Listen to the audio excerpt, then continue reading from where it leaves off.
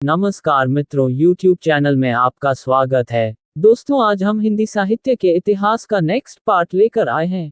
यदि आप UPT, GTP, GTU, GC net, JRF, Hindi साहित्य आदि अन्य किसी भी राज्य के हिंदी अध्यापक तथा हिंदी साहित्य से संबंधित कोई भी तैयारी कर रहे हैं, तो इसको अवश्य देखें। और यदि वीडियो पसंद आए तो इसको लाइक करें और अपने सभी मित्रों को शेयर करें तथा हमारे वीडियो प्रतिदिन देखना चाहते हैं तो चैनल को सब्सक्राइब करें और घंटी को प्रेस करना न भूलें, जिससे आपको सबसे पहले नोटिफिकेशन मिल सके। मित्रों, आज हम सरस्वती गोविंद पांडे द्वारा लिखित पुस्तक हिंदी भाषा एवं साहित्य का वस्तुनिष्ठ इतिहास का विस्तृत अध्ययन करेंगे, क्योंकि यह पुस्तक सभी हिंदी साहित्य ग्रंथों का निचोड़ है। आपका अधिक समय न लेते हुए इस क्लास की शुरुआत करते हैं। आज का हमारा प्रकरण है। दोस्तों, हमने भक्तिकाल के अंतर्गत निर्गुण काव्यधारा में संत काव्यधारा और प्रेमाश्रय शाखा को पढ़ चुके हैं। आज हम सगुण काव्यधारा के अंतर्गत पढ़ेंगे सगुण धारा। चलिए शुरू करते हैं। सगुण भक्ति और उसका उद्भव एवं विकास के बारे में चलिए शुरू करते हैं। फैक्ट है, आचार्य रामचंद्र शुक्ल के अनुसार दिया गया कथन है, श्रद्धा और प्रेम के योग का नाम भक्ति है। एक बार फिर से देख लेते हैं। आचार्य रामचंद्र शुक्ल के अनुसार श्रद्धा और प्रेम के योग का नाम भक्ति है। अगला फैक्ट है, भक्ति साहित्य में प्रस्थान त्रयी, उपनिषद, गीता तथा ब्रह्मसूत्र को कहा जाता है। भक्ति साहित्य में प्रस्थान त्रयी के अंतर्गत उपनिषद, गीता तथा ब्रह्मसूत्र को कहा जाता है। अगला फैक्ट है, नारद भक्ति सूत्र में भक्ति के 11 भेद माने गए हैं। नारद भक्ति सूत्र में भक्ति के 11 भेद माने गए हैं, जो कि निम्न है। देख लेते हैं। पहला है गुण महात्म शक्ति, गुण महात्म्य शक्ति। दूसरा है रूपा शक्ति। तीसरा है पूजा शक्ति। चौथा है स्मरणा शक्ति। पांचवा है दास्या शक्ति। छठवां है सख्या शक्ति। सातवां है कांता शक्ति। आठवां है वात्सल्य शक्ति। नौवां है आत्मनिवेदना शक्ति। 10वां है तन्मयता शक्ति। 11वां है परम विरह शक्ति। चलिए इसके आगे देखते हैं। फैक्ट है, भागवत पुराण में नवधा भक्ति का उल्लेख है। भागवत पुराण में नवधा भक्ति का उल्लेख है, जो निम्नलिखित है। देख लेते हैं। श्रवण और दूसरा कीर्तन है। इसके बाद स्मरण। चौथा है पाद सेवन। पांचवा है अर्चन। छठवां है बंदन और सातवां है दास्य। आठवां है सख्य। इसके बाद नौवां है आत्मनिवेदन। अगला फैक्ट है, वैष्णव धर्म में सर्वप्रथम भागवत धर्म आता है। वैष्णव धर्म में सर्वप्रथम भागवत धर्म आता है। भागवत धर्म के बाद क्रमशः सात्वत, पंचरात्र तथा नारायणी धर्म का उदय होता है। अगला फैक्ट, सात्वत धर्म के प्रवर्तक वासुदेव माने जाते हैं। प्रश्न आ सकता है, सात्वत धर्म के प्रवर्तक कौन है? तो यहाँ पर उत्तर होगा, सात्वत धर्म के प्रवर्तक वासुदेव माने जाते हैं। अगला फैक्ट, पंचरात्र में रात्र शब्द का अर्थ ज्ञान है। पंचरात्र में रात्र शब्द का अर्थ ज्ञान है। परम तत्व, मुक्ति, भक्ति, योग तथा विषय को संसार भी कह सकते हैं। इन पंचविध ज्ञान वचन को पंचरात्र धर्म कहते हैं। अगला फैक्ट है, वैष्णव भक्ति का उदय दक्षिण भारत में हुआ। वैष्णव भक्ति का उदय कहाँ हुआ? तो वैष्णव भक्ति का उदय दक्षिण भारत में हुआ। दक्षिण भारत से ही सगुण भक्ति की उत्पत्ति स्वीकार की जाती है। सगुण भक्ति, प्रश्न आ सकता है, सगुण भक्ति की उत्पत्ति कहाँ से स्वीकार की जाती है? तो उत्तर होगा, दक्षिण भारत से ही सगुण भक्ति की उत्पत्ति स्वीकार की जाती है। अगला फैक्ट है, वैष्णव भक्ति का आधार ग्रंथ वैष्णव भक्ति का आधार ग्रंथ कौन सा है?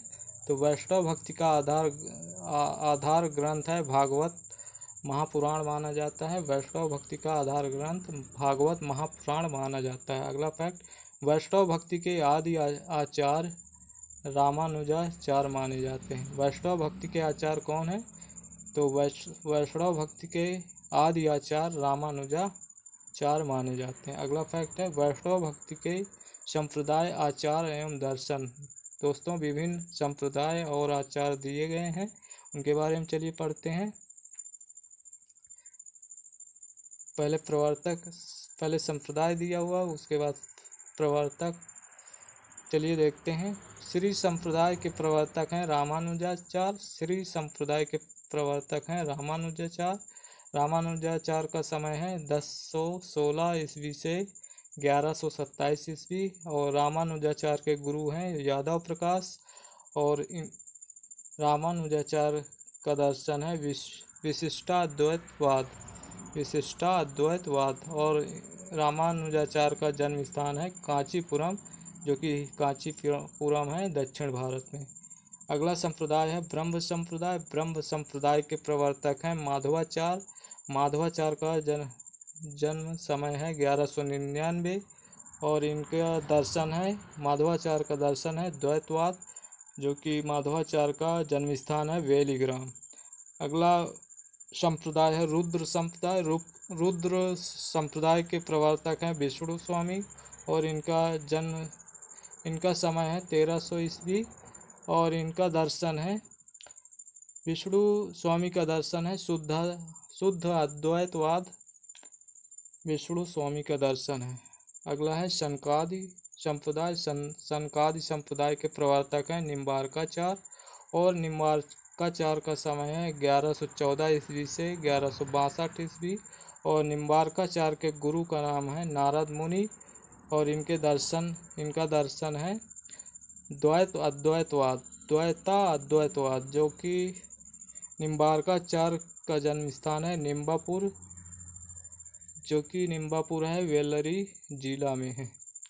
अगला संप्रदाय है रुद्र संप्रदाय। रुद्र संप्रदाय के पहले प्रवर्तक हैं विष्णु स्वामी। इसके बाद रुद्र संप्रदाय प्रवर्तक वल्लभाचार्य जी को माना जाता है। इनका जन्म समय है 1478 ईस्वी से 1530 ईस्वी इनका कार्यकाल है। और वल्लभाचार्य के गुरु का नाम विष्णु स्वामी है, जो कि पहले दिया हुआ। रुद्र संप्रदाय के आदि प्रवर्तक हैं विष्णु स्वामी। और वही विष्णु स्वामी वल्लभाचार्य के गुरु माने जाते हैं। और वल्लभाचार्य शुद्ध अद्वैतवाद दर्शन को माना है। और वल्लभाचार्य का जन्म स्थान है चंपारण, जो कि रायपुर जिला में है। अगला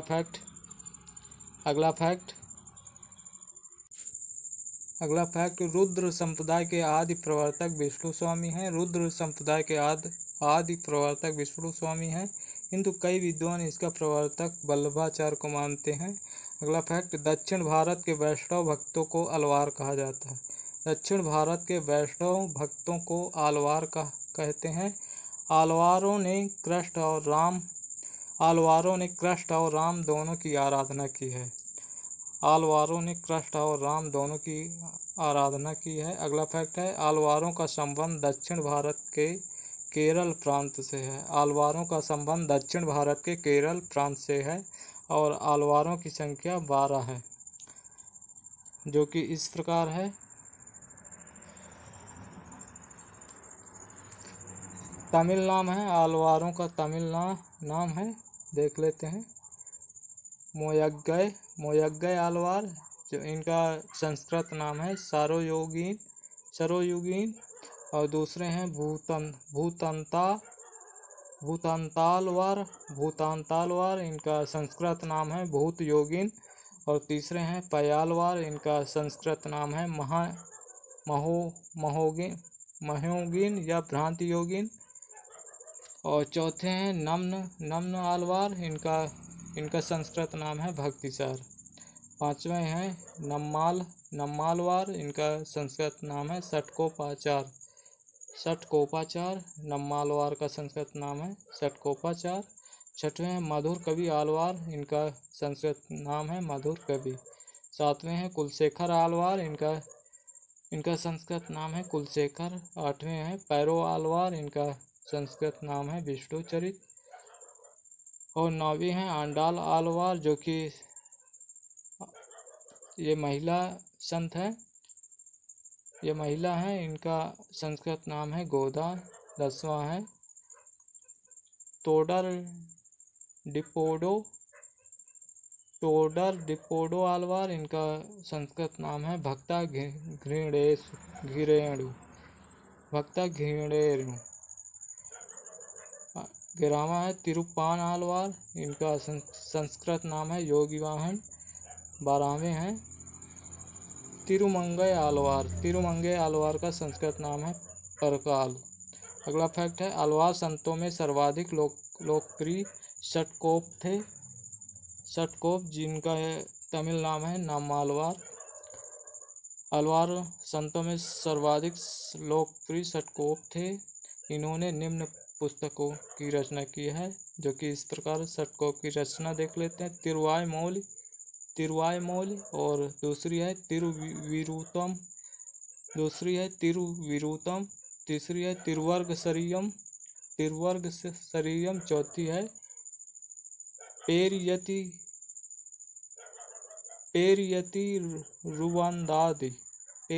रुवंदादि, पांचवी है सहस्त्रगीति।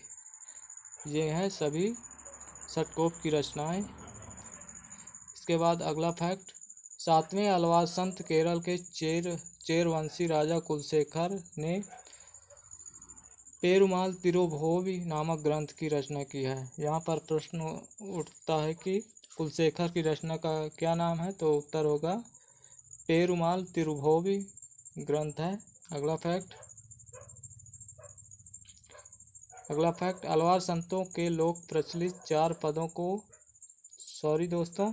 आलवार संतों के लोक प्रचलित 4000 पदों को नलयार दिव्य प्रबंधम शीर्षक से 4 भागों में रंगनाथ मुनि ने रघुनाथाचार्य ने संकलित किया। एक बार फिर से देख लेते हैं। आलवार संतों के लोक प्रचलित 4000 पदों को नलयार दिव्य प्रबंधन शीर्षक से 4 भागों में रंगनाथ मुनि या कह सकते हैं रघुनाथाचार्य ने संकलित किया।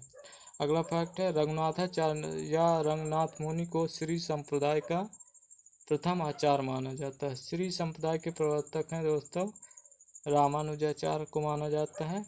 तो यहाँ पर दिया हुआ है श्री संप्रदाय का प्रथम प्रवर्तक, श्री संप्रदाय के प्रथम आचार्य माना जाता है रंगनाथ मुनि को। इनका जन्म 824 ईस्वी में तथा मृत्यु 924 ईस्वी में हुआ था। अगला फैक्ट, रंगनाथ मुनि ने न्याय तत्व नामक एक दार्शनिक ग्रंथ संस्कृत में लिखा है। एक बार फिर से देख लेते हैं। रंगनाथ मुनि ने न्याय तत्व नामक एक दार्शनिक ग्रंथ संस्कृत में लिखा। अगला फैक्ट है श्री संप्रदाय के प्रवर्तक रामानुजाचार्य के पूर्ववर्ती मतलब पहले के आचार्य हैं। पूर्ववर्ती आचार्य काल क्रमानुसार निम्नलिखित हैं। देख लेते हैं। रामानुजाचार्य के पूर्ववर्ती आचार्यों को देख लेते हैं। देखते हैं इस प्रकार है रंगनाथ मुनि, इसके बाद है पुंडरीकाक्ष के बाद राम मिश्र के बाद यमुनाचार्य के बाद रामानुजाचार्य आते हैं। अगला फैक्ट, श्री संप्रदाय के चतुर्थ आचार्य यमुनाचार्य का समय है 916 ईस्वी से 1040 ईस्वी। यमुनाचार्य ने सिद्धित्रय और आगम प्रामाण्य इसके बाद गीतार्थ संग्रह आदि दार्शनिक ग्रंथों की रचना की है। एक बार फिर से देख लेते हैं।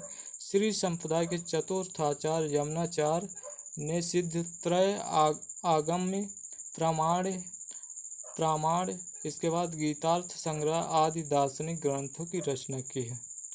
अगला फैक्ट, श्री संप्रदाय में राम को आराध्य माना गया है। प्रश्न आ सकता है श्री संप्रदाय में किसको आराध्य माना गया है, तो यहाँ पर उत्तर होगा श्री संप्रदाय में राम को आराध्य माना गया है, माना जाता है तथा ब्रह्म रुद्र एवं सनकादि में कृष्ण को आराध्य स्वीकार किया गया है। ब्रह्म रुद्र सनकादि में कृष्ण को आराध्य स्वीकार किया जाता है। अगला फैक्ट, अहिंसावाद और प्रपत्तिवाद वैष्णव संप्रदाय का वैशिष्ट है। अहिंसावाद प्रपत्तिवाद वैष्णव संप्रदाय का वैशिष्ट है। अगला फैक्ट,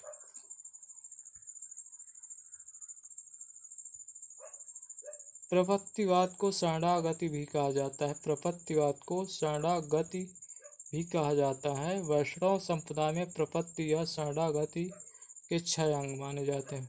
वैष्णव संप्रदाय में प्रपत्ति या शरणागति के 6 अंग माने जाते हैं। कौन कौन से देख लेते हैं।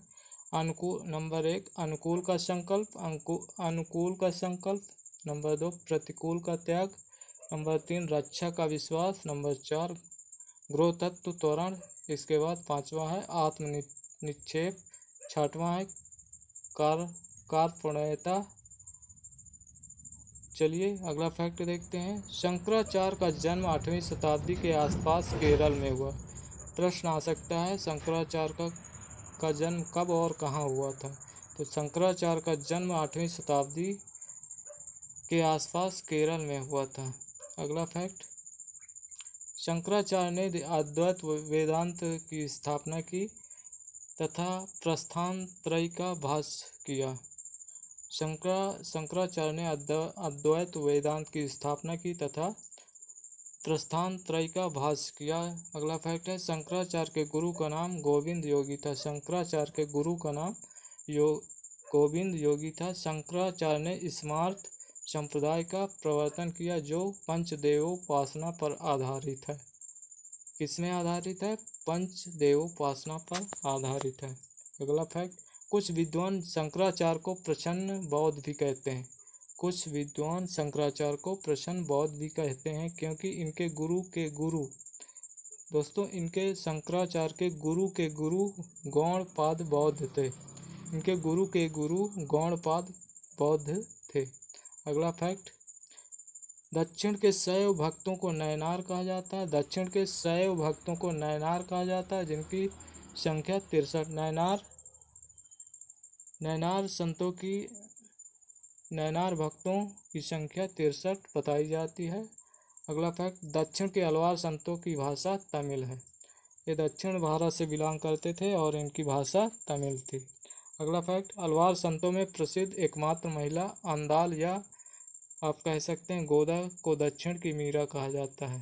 प्रश्न आ सकता है दक्षिण की मीरा किसे कहा जाता है, तो उत्तर होगा दक्षिण की मीरा अलवार संत एकमात्र अलवार संत महिला अंदाल या गोदा को दक्षिण की मीरा कहा जा सकता है। इसके बाद हम सगुण धारा के अंतर्गत सगुण धारा को 2 भागों में बांटा गया है, राम भक्ति शाखा और सगुण धारा की दूसरी शाखा है कृष्ण भक्ति शाखा। तो इसके बाद हम पढ़ेंगे सगुण धारा के अंतर्गत राम भक्ति शाखा। चलिए शुरू करते हैं। अलवार भक्तों में षटकोप को राम भक्ति का प्रथम कवि माना जाता है।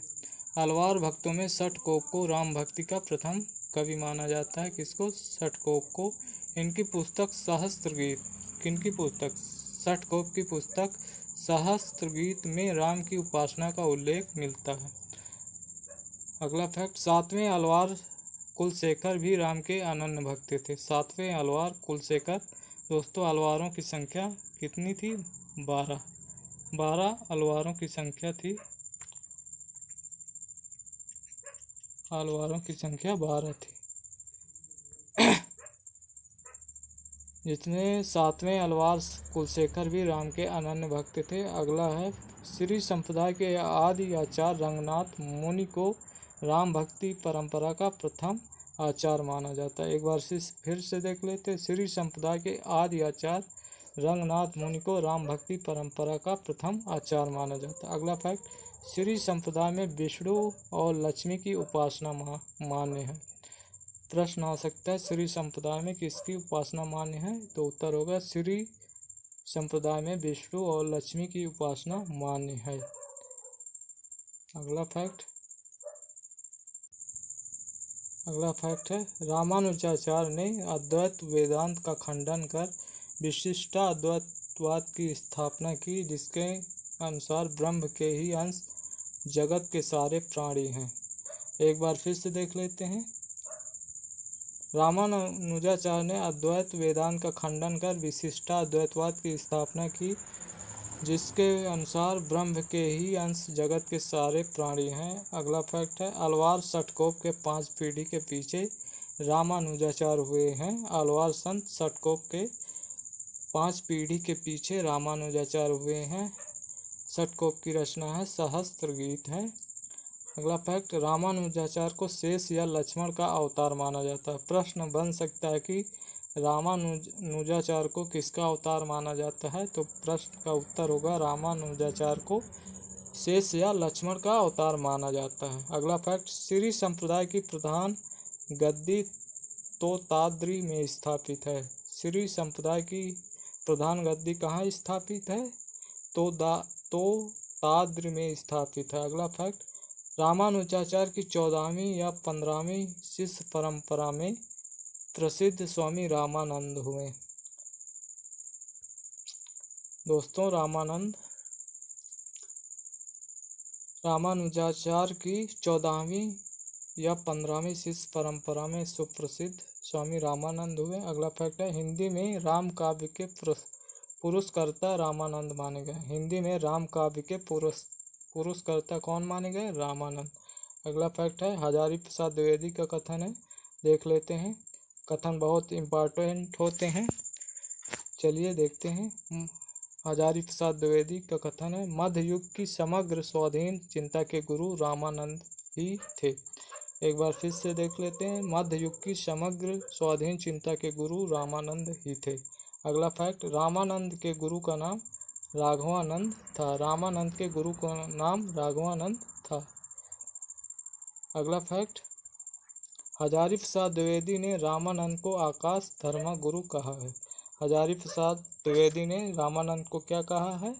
हजारी प्रसाद द्विवेदी ने रामानंद को आकाश धर्मा गुरु कहा है। अगला फैक्ट राघवानंद ने उत्तर भारत में राम भक्ति का प्रवर्तन किया। राघवानंद ने उत्तर भारत में राम भक्ति का प्रवर्तन किया, परंतु इसे प्रतिष्ठित और प्रसारित रामानंद ने किया।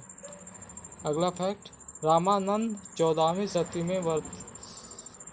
शती में वर्तमान थे। इनके रचित प्रमुख ग्रंथ रामानंद के प्रमुख ग्रंथ देख लेते हैं, जो कि है वैष्णव मताब्ज भास्कर है। दूसरा है श्री रामार्चन पद्धति। तीसरा है योग चिंतामणि। चौथा है राम रक्षा स्तोत्र। पांचवा है आनंद भाष्य, जो कि ये सभी रामानंद की ग्रंथ है।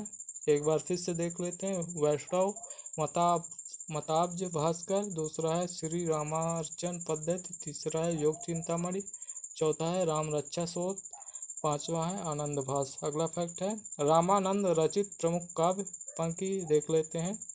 बहुत प्रसिद्ध पंक्तियां हैं, देख लेते हैं। आरत कीजय हनुमान लला की, आरत कीजय हनुमान लला की, दुष्ट दलन रघुनाथ कला की। आरत कीजय हनुमान लला की, दुष्ट दलन रघुनाथ कला की। अगली पंक्ति है जाके बल भरते मही कापी, रोग शोक जाकी सीमा न चापे। अगली पंक्ति है कहाँ जाइए हो धरि लागो रंग, मेरो चंचल मन भयो अपंग। अगला फैक्ट है रामानंद ने रामावत संप्रदाय की स्थापना की। रामानंद ने रामावत संप्रदाय की स्थापना की। इस संप्रदाय के लोग वैरागी नाम से प्रसिद्ध हुए। किस संप्रदाय के लोग वैरागी नाम से प्रसिद्ध हुए? रामावत संप्रदाय के लोग वैरागी नाम से प्रसिद्ध हुए। रामावत संप्रदाय की स्थापना किसने की? रामानंद ने की। अगला फैक्ट है रामानंद कृत वैष्णव मताब्ज भास्कर में उनके शिष्य सुरसुरानंद ने 9 प्रश्न किए थे।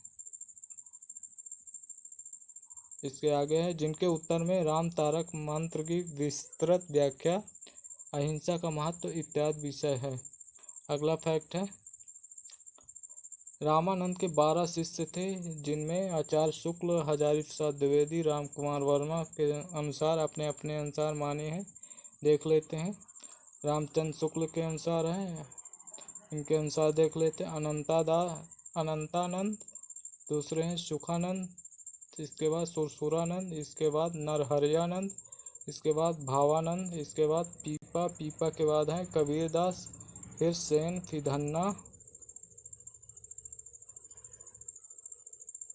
धन्ना के बाद रैदास के बाद पद्मावती, इसके आगे सुरसरी हैं। ये सभी हुए रामचंद्र शुक्ल के अनुसार। अब देखते हैं हजारी प्रसाद द्विवेदी के अनुसार।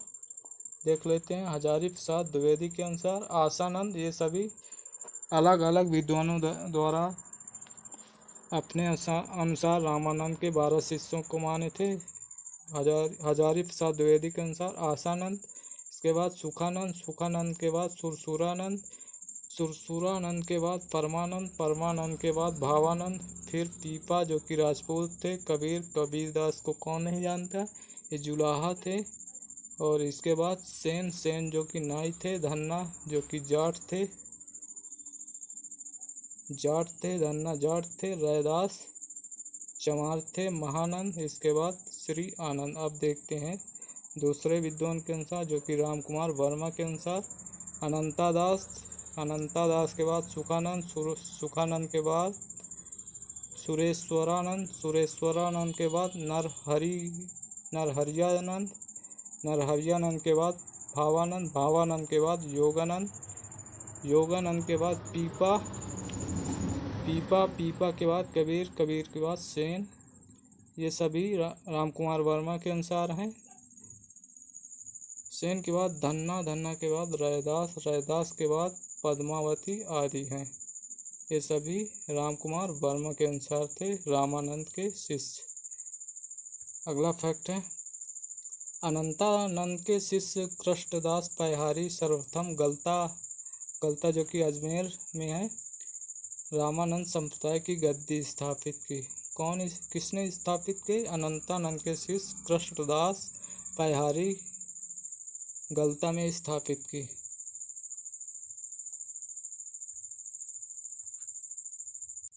दोस्तों, आप सभी से रिक्वेस्ट है कि आपको वीडियो पसंद आए तो इसको लाइक करें, और जो भी पढ़ना चाहते हैं या आपके मित्र कोई भी हों उनको शेयर करें, और हमारे वीडियो डेली देखना चाहते हैं तो इस चैनल को सब्सक्राइब कर लें, जो कि सबसे पहले आपको नोटिफिकेशन डेली मिल जाया करेगा। तो चलिए आगे पढ़ते हैं। अगला फैक्ट है, गलता में पहले नाथपंथी। दोस्तों ये वाला है फैक्ट। रामानंदी संप्रदाय में गलता को उत्तर भारत का उत्तर तोताद्रि कहा जाता है। रामानंदी संप्रदाय में गलता को उत्तर भारत का उत्तर तोताद्रि कहा जाता है। गलता में पहले नाथपंथी योगियों का अधिकार था। योगियों का अधिकार था। अगला फैक्ट है, अजमेर के राजा पृथ्वीराज पैहारी जी के शिष्य बने। पैहारी के 2 प्रसिद्ध शिष्य हुए जो कि इस प्रकार हैं, अग्रदास, और अग्रदास के बाद कीलहदास हैं। अगला फैक्ट है, कीलहदास ने राम भक्ति में योगाभ्यास का मेल कर एक तपसी शाखा की स्थापना की। प्रश्न आ सकता है, तपसी शाखा की स्थापना किसने की?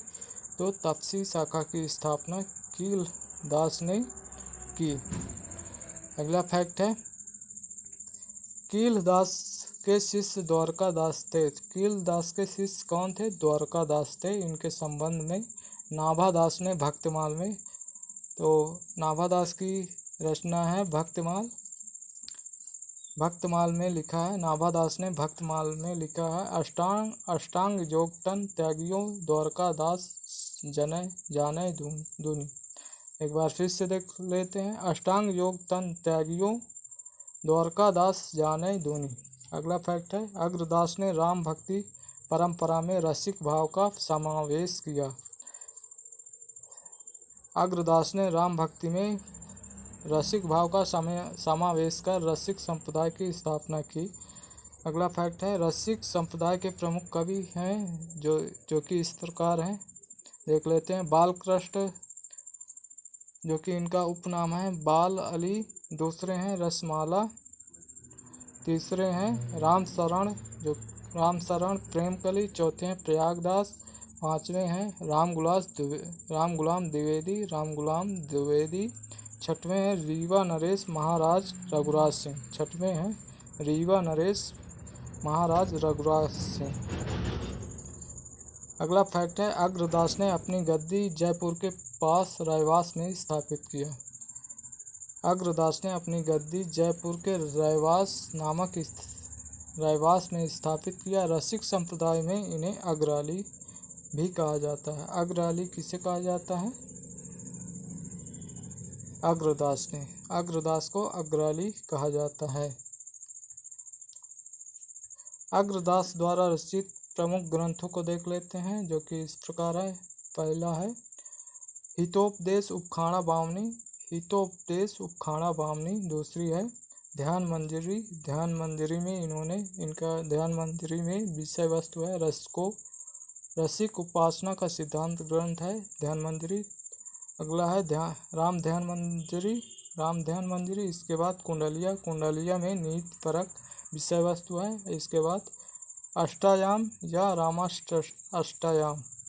अष्टायाम में संस्कृत भाषा में रचित सीता वल्लभ राम की दैनिक लीला का चित्रण है। अष्टायाम में संस्कृत भाषा में रचित सीता वल्लभ राम की दैनिक लीला का चित्रण है। अग्रदास के शिष्य नाभादास जी माने जाते हैं। नाभादास की रचना है भक्तमाल। नाभादास की रचना है भक्तमाल। अगला फैक्ट है, विष्णुदास ग्वालियर नरेश डुंगरेंड के राजकवि थे। विष्णुदास ग्वालियर नरेश डुंगरेंद्र के राजकवि थे। इनके द्वारा लिखे ग्रंथ निम्नलिखित हैं। विष्णुदास के ग्रंथ हैं महाभारत कथा, दूसरी है रुक्मणी मंत्र, तीसरा है स्वर्गारोहण, चौथा है रामायण कथा। तो अगला फैक्ट है, विष्णुदास कृत रामायण कथा में राम कथा संबंधी हिंदी का प्रथम प्रबंध काव्य है। विष्णुदास कृत रामायण कथा राम कथा संबंधी हिंदी का प्रथम प्रबंध काव्य है। अगला फैक्ट है, ईश्वरदास ने सत्यवती कथा, जो कि 1501 ईस्वी की है, ईश्वरदास की सत्यवती कथा। इसके अलावा ईश्वरदास की भरत मिलाप और अंगद पैज नामक ग्रंथों की रचना ईश्वरदास ने की है। एक बार फिर से देख लेते हैं। ईश्वरदास ने सत्यवती कथा, जो कि सत्यवती कथा का रचना काल है 1501 ईस्वी, और ईश्वरदास की और रचनाएं हैं जो कि भरत मिलाप है, और इसके अलावा अंगद पैज नामक ग्रंथों की रचना ईश्वरदास ने की है। दोस्तों, आज के लिए इतना है। इसके बाद हम गोस्वामी तुलसीदास से स्टार्ट करेंगे कल। आज के लिए इतना ही। कल हम गोस्वामी तुलसीदास के बारे में पढ़ेंगे। चलिए। दोस्तों, आज की क्लास में इतना ही। गाइज, यदि हमारे वीडियो को प्रतिदिन देखना चाहते हैं तो के एग्जाम फाइट चैनल को सब्सक्राइब करें और घंटी को प्रेस करना न भूलें, जिससे आपको सबसे पहले नोटिफिकेशन मिल सके। और वीडियो अच्छा लगे तो वीडियो को लाइक करें, अपने दोस्तों को शेयर जरूर करें। धन्यवाद। फिर आपकी सेवा में उपस्थित होंगे अगली क्लास में। जय हिंद, जय भारत।